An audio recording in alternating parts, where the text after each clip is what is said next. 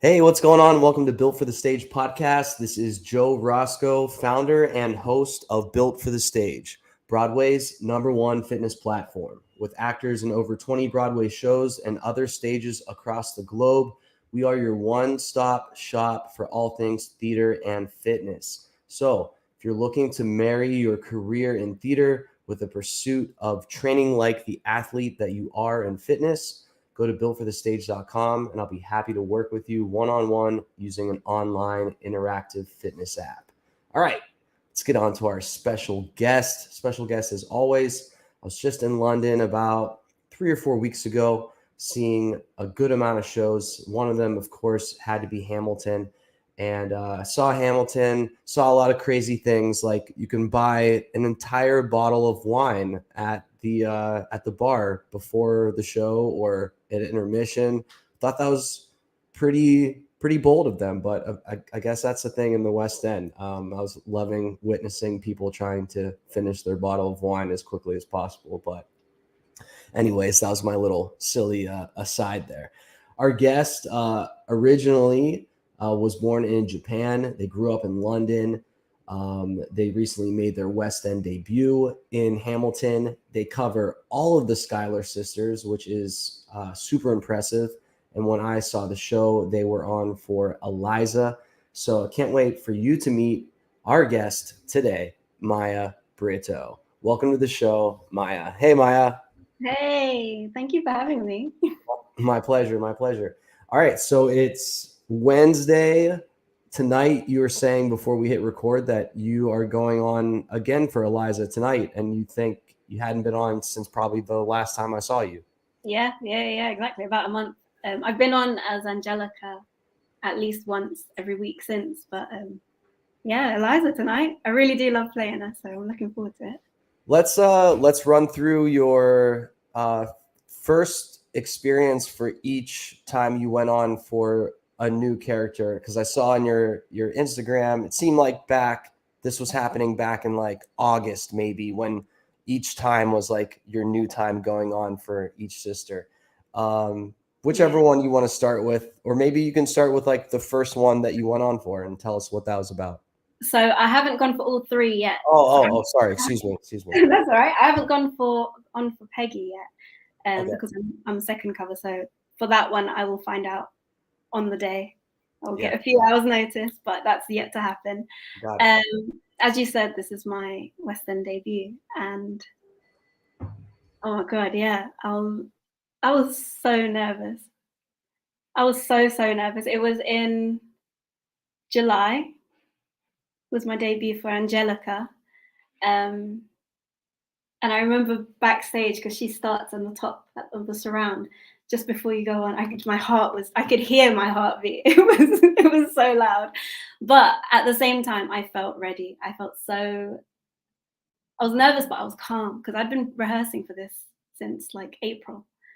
Um, and it was insane. It was so cool just to see all the people, because we've been rehearsing on stage, obviously with an empty auditorium, and to finally see these people that we've been waiting for, that I'd been waiting for at least. Um, it was so cool. And Eliza also, she's such a different character to Angelica. I didn't anticipate how differently I would feel in her shoes doing the full arc, because you only get to do it a couple of times before actually doing it in front of an audience in rehearsals. Yeah. What were a few of the differences between the characters, as far as you said the journey was a bit different for you as far as your experience on the stage? Yeah. So, I mean, Angelica's the older sister. She's outwardly fiery. She's very assertive. She's happy to be at the center of attention and hold her own in that way. Um, and Eliza she has a different kind of strength. She's also got more of a maternal side. She's softer. She's so generous and forgiving. And I like to think I have both of myself in them, and it's just like I can amplify whoever I'm playing even more. But yeah, that's really cool. And I guess also, I think as a lot of castings I've been up for before. I've been expected to be, I don't know, play more timid characters or be quiet or whatever. So it's nice to play Angelica. So I'm like, no, like, you're gonna listen to me rap. Like, I'm sick. Well, had you had any rapping experience in the past, or like, yeah, tell us about building up that character for yourself. So growing up, me and my brothers used to songwrite all the time. My brothers used to rap. I used to always sing. And for fun, they would write me raps. It's really embarrassing. I'm glad it doesn't exist on the internet anymore. But yeah, so I would like mess about with them. I grew up listening to a lot of hip hop and stuff because of my brothers. Like Lauryn Hill, I love. So like having female rappers in my ear was like, okay, cool. Like I want to do this. So when Angelica came along, it was like, yeah, no, I can do this. I really think I can do this. You still record some now, right? Not raps, but I was reading like you still like to do this on your Yeah, own. yeah, What yeah, yeah. covers, your own stuff? What kind of stuff do you like to do in your own time? Mainly my own stuff, my own songs. My brother, he still will like send me beats, send me like little loops, and then I'll just go off in my own world and record and Okay, stuff. so your brothers remained in music as well. Or let's jump into that. Growing up, music was a big part of your household? Hugely, yeah, yeah, yeah. So both my brothers, they're both older than me. They were both really musical. Um, One would play the piano and the other would play the violin. I grew up playing the cello and singing. But it was I was always singing. My dad loves to sing. Like I've got baby pictures of my dad playing and I playing the badminton racket, like the air guitar. But yeah, so music's always been a huge, huge part of my upbringing, and creating music with my brothers has never stopped. I guess even if we're like all in different parts of the world, thank God for the internet. We can still do it. Okay, and so you grew up with this interest in music. You're playing air guitar on rackets. When did it become more serious? When you're thinking, uh, I think I want to like do this thing for real, as a career. When did that start to happen? You know what? I think as a kid, I always did. So I'd always sing. I used to do ballet. I never really did much like acting stuff, but I never thought of the three disciplines as being a viable career, like to do as one. Like it just never occurred to me. I would perform like ballet recitals and gig and do open mic nights and stuff, but it never occurred to me that I could just do all three as a job. So when I was younger, I always wanted to be a singer. And then as I got older, I found like an Amdram group in London. And yeah, I realized, oh wow, this is sick. Like I want to do this for like as a career. So it was around 17, I guess. Um, I knew I loved it. I knew I loved performing and acting through song, which is what got me. I ended up going to university to do music, just like general music at Goldsmiths. So it was very academic and very like theoretical and very far from what I wanted to be doing.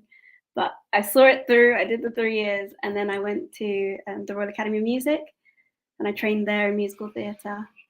And yeah, I feel like I've never really looked back Yeah. since committing myself to that. And then you graduate from your master's in musical theater, and then what? The red carpets rolled out, and you have the perfect career. Or tell us a little bit about that journey of ups and downs, Yeah. making your West End debut. I also saw that you were in a production. Oh, where is it at? This was back in 2021. Tokyo Rose. Was it 2021? Yeah. So, God, I didn't graduate that long ago. Because COVID doesn't count. That took like a I whole know year. it just ruined. Like the timeline is just all over the It's, place now. it's all, yeah, exactly. So 2018 is when I graduated, and I did my stage debut that autumn, and that was Arabian Nights at Hoxton Hall, and that was really cool, working with people who were either also debuting with me or had been in the business for a while. So it was like I was learning so much. It was a puppet show as well, a family puppet show, which was really cool. And then like from 2018 up until getting this job early this year, well, yeah, I guess there've been varied experiences. I've done like a bunch of workshops at the National. I've done really random jobs, like being hired for a corporate event, and I pretend like I'm dressed up like I was like a goth, and I had like a fake piercing. I was like, you want to hire me? And I had like a whole presentation. And I'm like, you shouldn't judge a book by its cover and things like that. Okay. Silly stuff like that. And then yeah, then I did Tokyo Rose. Tokyo Rose was a new musical written by a really young company, and we planned to do it. We did it for the Edinburgh Fringe in 2019, which was, I don't know if you've ever been, but Ed Fringe is so mad but so cool. Like every corner there is just like life. There's just life everywhere in the streets, and it's buzzing. You end up drinking a lot as well because your bank account will like be empty, but it's so much fun. We ended up winning a few awards out there for that show to help us go on tour, which was supposed to happen in 2020, but that got postponed to last year. So we did a little national tour last year of the show, and it's a show that I feel like I grew a lot through, because it was one that I was able to help devise, and it was about a Japanese American woman. Although I'm not American, I am half Japanese, but British.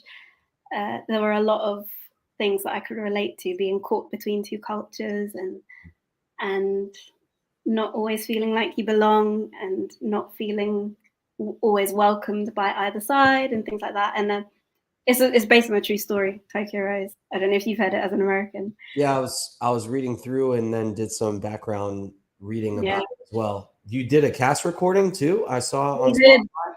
Yeah. All right, I'll be sure everyone that's listening, make sure you check out the description of this. I'll put the link in there for you to take a listen. Yeah, it was a lot of fun, and yeah, and then after that it was Hamilton. Yeah, and Hamilton really is a dream come true. So I'm very, very grateful. I'm so blessed. So it's I'm gonna assume, or I'll say it's safe to say you figured out how to audition because you're booking consistently. So walking into the room, I wanted to highlight this because you had said about the goth thing, that don't judge a book by its cover, or you're sharing that previously you rapped with your brothers growing up. How do you go into an audition room and make sure that you present who you are, and that the people behind the table can get a grasp of that? What do you think your success relies on these past couple of years? It's not always been successful. All right, good. Let's get into that too, because I love for listeners to hear this, because so many of them come for motivation or insight or just relatability of, oh, these people, it's not all butterflies and rainbows, like it's real life. Not at all. Like there's so, oh God, I've faced a lot of rejection. Like it might sound like I've been booking a lot, but if you put that next to how many auditions I've done, like, yeah, it's a handful of yeses in a sea of no's.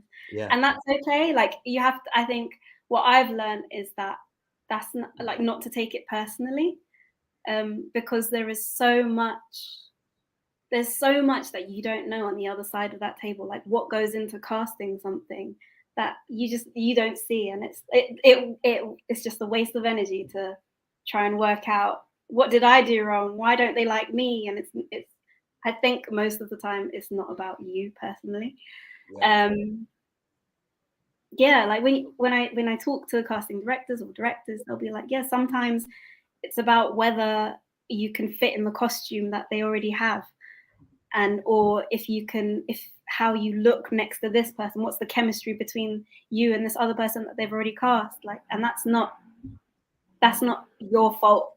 I think everyone has so much that they have to offer. I think embrace that, and there'll always be a place for where your magic is. And I really believe that, and I feel like I have to believe that in this business. But yeah, I don't know. I think I was looking. Oh yeah, go ahead. And I was gonna say, like, I also try and think about walking into an audition room. As much as it's an opportunity for me to hopefully book a job, it's also an opportunity for these people that maybe I've not met before to meet me. Like, what do I have to offer? Or like, at least if nothing comes of this, at least I've met really cool people who share the same passion as me, and that's enough for me. Like, I try to keep that mentality. Love that. All right. Let's shake things loose with a short little break and a game here. BFTS hot seat. So don't get super anxious. You get kind of nervous, but here comes the hot seat. All right. Maya Britto on the hot seat. All right, Maya. You walk into a room, okay, and the TV's on, and it's a movie that you've seen 100 times. But no matter how many times you see this movie, you have to stop and watch it. What is that movie? Oh, I think it's My Neighbor Totoro. Okay. All right. Amazing. Good start. All right. You are going to the theater. You're commuting to the theater. Maybe it's like gloomy out. You need a bit of a pick-me-up. If we get to see your music playlist, what is one or two songs that's like your go-to, get you fired up, get you feeling good? Oh my God. Okay. People complain that my taste in music is way too mellow, but like, yeah, oh my God, this is such a good question. I love Nick Hakim. Okay. So his new album, that would be playing. Just that album. Okay. All right. You're reincarnated, coming back to life as an animal. What animal are you coming back as? An elephant. Oh, okay. Tell us why. Elephants are just so, I love their gentleness. I love their poise but their strength. They can be really powerful, but really playful and gentle at the same time. I was frequenting this cafe near, so there's by I can't remember the theater name where Frozen's at, and then nearby is Lion King. There's that square, there's Garden. What's it called? Covent Garden. Yes. So just like down one of those like side streets, there's this nice cafe, and there's this square, this like hidden little seating area. There's this beautiful bamboo elephant, like large life-sized elephant, but it was made of bamboo. It was beautiful. Oh, wow. Took videos of it. I'll post it on our stories today so you can take a look. You're gonna Yeah. I haven't seen that. If you like elephants, you're gonna really like it. Okay, last hot seat question. If you could be in any show as any role, what would that be? Oh, this question. I get asked it so many times and I never have an answer. Limitless, could be anything. You could be Jafar in Aladdin, or you could any character. That's such a good question. Oh my God. Recently, people have been saying, "Oh, in Hamilton, what would you be if you could not be who you are?" Oh, okay. This is a hot seat question. Who would I be? Luckily, we don't have a clock. We don't have a timer on you. We don't have a 10-second countdown. Well, how about Hamilton? Would you be the king? Would you be Hamilton? I like Lawrence. Lawrence. Okay. All right. Cool. Yeah. All right. There you go. We'll That's take such that. a long answer. I'm sorry that I wasn't more prepared. No, it's okay. You're off the hot seat. You're off the hot seat. I was running through like a list of characters and shows in my head, and another question came up. Do you prefer like old school classical musical theater, or do you like new stuff? Do you like movies? Like as far as movie musical, do you like jukebox? Do you like an original book musical? What's your vibe as far as favorite type of musical? I think definitely like more contemporary stuff. Okay. Um, I'll be honest with you, I'm not a huge musical theatre fan. Okay, let's get into it. How does one survive being a musical theater actress while not being a musical theater fan? I'm not a huge musical. Like I do like musical theatre, but I think, yeah, I don't know. I don't listen to many soundtracks anymore Yeah. on my way around London. I, Whereas, I I say this a lot. I haven't said it on this podcast in a while, but I truly believe that I think the healthiest relationship with this career is being a person in theater as opposed to a theater person, yeah, if that makes sense. yeah, I 100% agree. I think just to give a little backstory on I think why I've really deviated from musical theatre. But when I was training, I really immersed myself so much into musical theatre, and it was all I would listen to.